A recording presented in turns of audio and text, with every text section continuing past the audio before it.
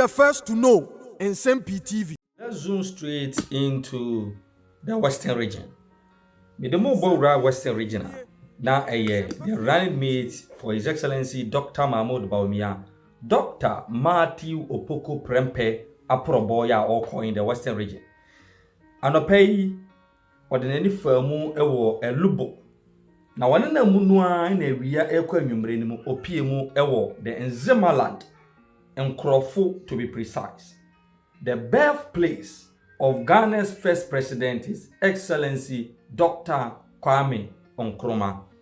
Now, interestingly, Ebra Dr. Mahmoud Bawumia introduced Dr. Matthew Opoku Prempeh Edichere Asanteman as a running mate going into the 2024 elections. Dr. Matthew Opoku Prempeh made some comments at the far Ghana's first president, Dr. Nkrumah Homa, just said, Nsem-Pii or my Ghana. As usual, the NDC jammed onto the bandwagon with their usual propaganda. Can Nsem-Pii say, as someone apukai no among the good people of Nzema ebuofu the NPP. The good people of Nzema are not ready to welcome the NPP. I just said Dr. Matthew Opoku Prempeh akopacha wansa. But the scenes we witnessed ene ewon Nkroful. Emra Dr. Matthew Opoku Prempeh etachi base. Echere say this is not so. Na debia me ka say election 2024 results ebeba no ebeye Nkroful sesene. Nkroful be side aye Siciliama Afonyom abeye press conference su si ye wia wo. Meanwhile the job is on the ground. Massive support and a Dr. Matthew Opoku Prempeh and the day why enjoy one Nkroful in the Western region. CPP as a party kura Nkrumah free mono and to me enjoys our support and Dr. Matthew Opoku Prempeh and Sakan Ewon Nkroful. Ntiebeko ni akwa the arrival of Dr. Matthew Opoku Prempeh at Nkroful. Ni yebo ni din ewo campaign grounds and ni jie eni momome eni asa nipa edi ewo kame Dr. Matthew Opoku Prempeh. Ebeko akwa video ni wi nkoma aka yedi atwaso. The next vice president, what the next vice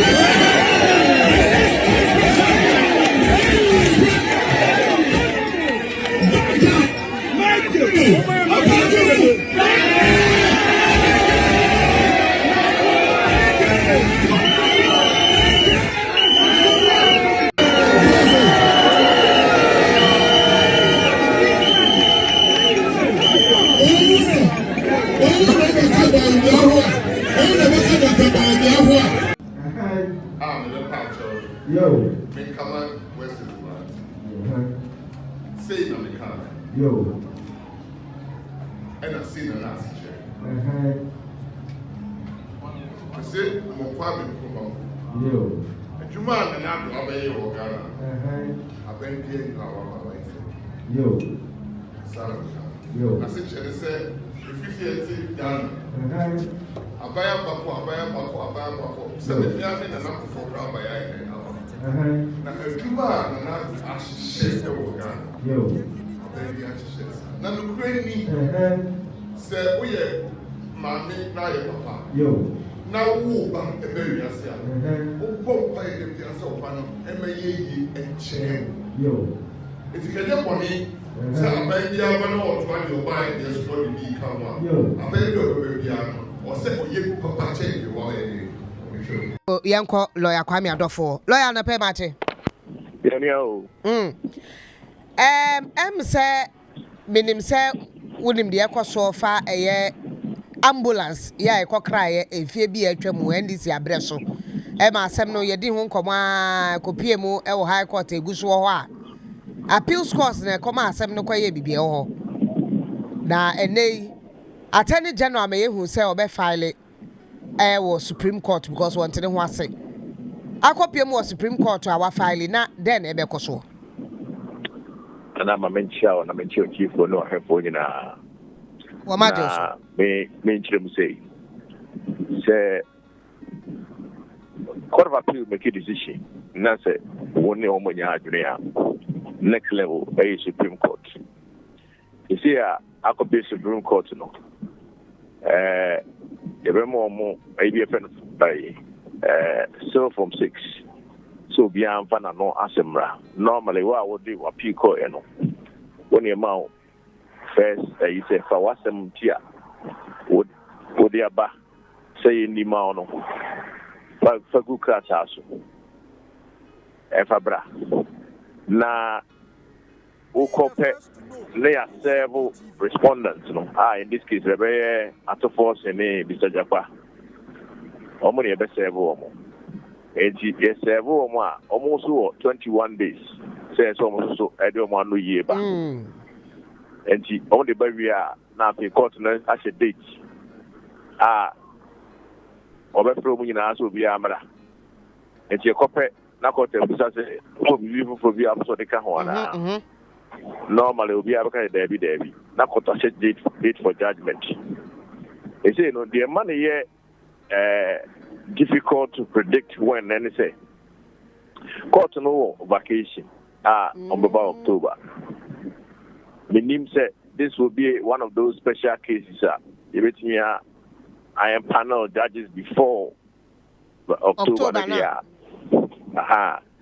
And it's just idea. It means that the earliest we can get a date will be October. October will not be a date for the hearing. And one may be a best serve almost civil from 6 near day. And we are looking at around November. That just court home DM or more administrative staff, you know, DM. Debbie, administrative staff, they are more near okay. But you get a panel, no? Panel, no, as a judges, most of them, no. Sabi no more, only 2 to find them near day. And Diana, and yet easy to get them. And the earliest we can see will be November. So on his ruling calendar is so November, so they actually do election one. And he Marcel no I like to say whom is diplomacy this year. And I said about we went to me and I said about we and me and when here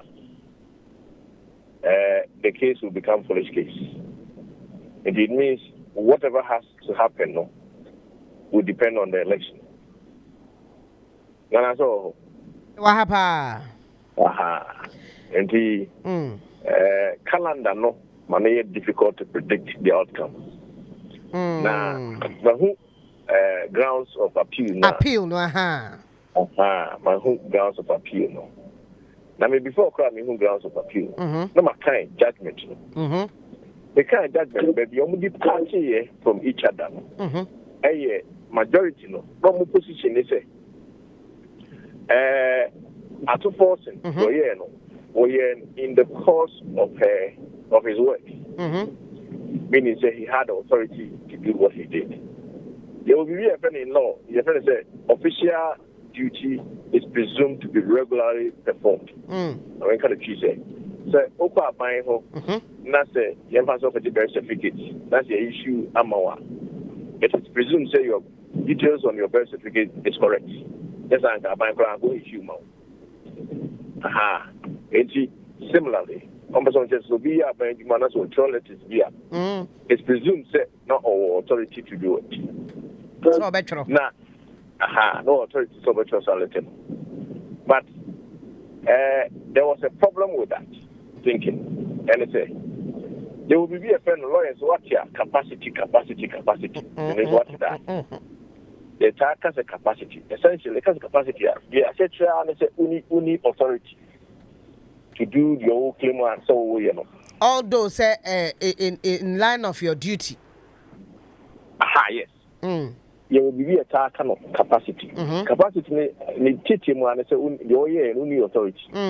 Now, capacity need so we will it is not up to the person who really to prove. It is rather the opposite. You rather have to prove your capacity. Oh. Because they were saying he who accepts must prove. Yes. But it doesn't apply to capacity. Wow, yes, will be known as prove, but capacity there. We resist only capacity. I don't have authority. It is rather you Aha. It's the Attorney General. Almost case, what they did, no sir. Almost prove say. Ato forcing, we need capacity. No new authority to write. It means that Ato forcing had to then open his defense and prove say letter no train, no authority to write the letter. And when the judges know, if he say they mixed it up. Yes. Aha, party. No matter you know say. Up to prosecution, there's some proof say Nkroful letter no more train. I told you, train. No need to me. But rather, maybe position is that because they got it wrong in the sense. Yeah. It was rather a person who had to mount the defense and call witness to prove that he voted with an authorization or with authority. It means I was saying, in the interest, in the parties, in the interest of the established position of the law, say appeal is going to change. Is it going to change the position in any manner? Say capacity will be raised. One has to praise wow capacity. No. And I was urging say it has to be appealed. So that whether that position is correct and answer wrong. Then as all. Me what happen? Aha. It's been almost grounds of appeal. No?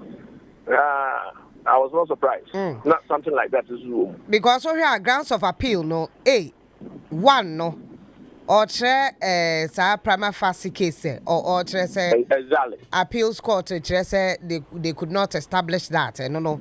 Exactly. Problem kakao. Or say the majority decision failed to give due consideration to the case of the prosecution as required by law.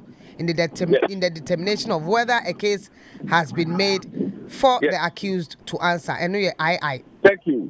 Thank you. Now, before we go further, no. Say a criminal law. Who ya bo kwadu no. You do me jina ho a, wo betima ye se me mu eni hweka. Ono so na say ayi da omo bo kwadu no so. E so mo prove say who case to answer na so only case to answer. And then the first test. And you at force in here, all they had to prove, they say, without authorization. It is a matter. The question then is, not Nkroful. That's I thought have a case to answer whether he had authorization or not. Yes. Aha. And none of the judges know they got it wrong. They misunderstood that position. And they went. Me Attorney General. Definitely not because of autoforcing or anybody, but I just want to prove say the correct position of the law is not what the majority wants. I don't know if you understand. Matiwasepa. B no or say the holding by the majority on the Court of Appeal that the establishment of the letters of credit did not constitute payment under the contract is contrary to the clear evidence in the case and untenable. No A B grounds of appeal no back no. C the majority's holding that Ministry of Health default caused financial loss to the state. Accused in authorizing the establishment of the letters of credit was laden with fundamental errors and occasioned a substantial miscarriage of justice. Aha. Nana, what do you mean? Minority decision now, Court of Appeal. Now, 2-1. Yes, 2-1. No. That's the Toku example. Yes. Or can I say, the letters of credit, no, the letter which was written was completely contrary to the agreement. Just say, not agreement, no, any signing letters, no, aha, one no kai. It is a boy brother. Then it doesn't matter. Once something you are not allowed to do it, you now have to come. When I saw the boss, we can say, yes, you still somebody directed you to do it. And then we have appeal. Obviously, even when you've been directed and it's wrong, you cannot claim say you did it under. And also, it's one of the grounds. Even say amount, you have command. You have say, who military? Yes. Not say, who war. Namako whom kola kitchen. Ejina ho. Now commander says shoot them. Now who kum kola kitchen. Who movie? I would remember because I was acting under command. So what I say? Yes. And kola you are not under any excuse to shoot and kola. If you want to be shoot you now, shoot you also your mommy authority to do it. It's no ground to defend. And now here grounds of appeal. No, I'm going to say once you have committed a certain offense, you cannot say you are acting under instructions and authority. Yeah. One of the grounds, no. Well, grounds now capacity no. E. Or say the holding by the majority that the authorization for the letters of credit to be issued was regular, and that the first appellant respondent acted in his official capacity was fraught with grave errors and occasioned a substantial miscarriage of justice. Thank you. Now capacity in ewo. I don't know, sir. One is what you know that now, because me friend my dance for a moment, be dear dance here, mammy say. Let me go home to me, some year, dear me, you know. Hold on, majority know they got it wrong. Or the parliamentary approval, so Ababeshi, no, your F. The hotel. I know the more moody as I'm going to say parliamentary approval. But judgment, and no come. Hey, it wasn't hinged on that one. When the you see Nkrumah, a young lawyers, you have a patient who be assembly Bakwakusi. And Yaka says Supreme Court Nasi. Now, or sign a holding appeals court and common one. Let us say NDC. It means assembly, dear. Yet, to be or how you Supreme Court ne appeals assembly, dear. And na so mo no mo nya adwene a asem back to high court na me atwaso. I see. School brother owo ahene school here papa de bia me kede say anko school a udu mo bronyi bia nyi wo chen at least kwa SHS na hu enwoma mesima enwoma rekọ ebia ehaba fa ha enye damantete ye na enne kwosua hairdressing kwa na hairdressing ni wo from beautician in the powerful in you and first what's it seamstress and tailors in the tailors and seamstress in you in the fashion designing into send obi abon watch the clothing one clothing if you do oyenne a nkobotro a Grace Tailor shop another one on you what up into free SHS no win ya papa na batan Ghana man na say me to the na no pokwa ajimaya wazin kwato education went to mamwa e ma chalk cry na from benye bin trowazi wo classroom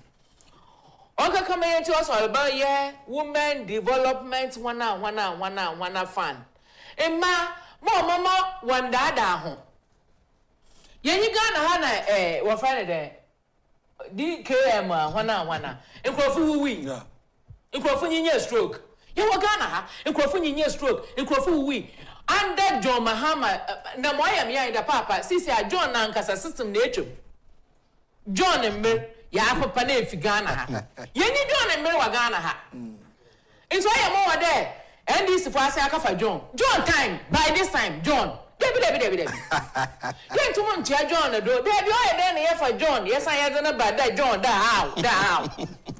Yeah, SHS Abama from Bellu, from Bellu, in Yama, Sade, and Nkroful. Na not down Kwaku donation, said Dr. Baumia, and you Pabiala or in you Swazi, Papa, Yashan and Shase. And now, Abra Bonon Sono, or your ups and downs, or to say wedding cake. Baby Yamin.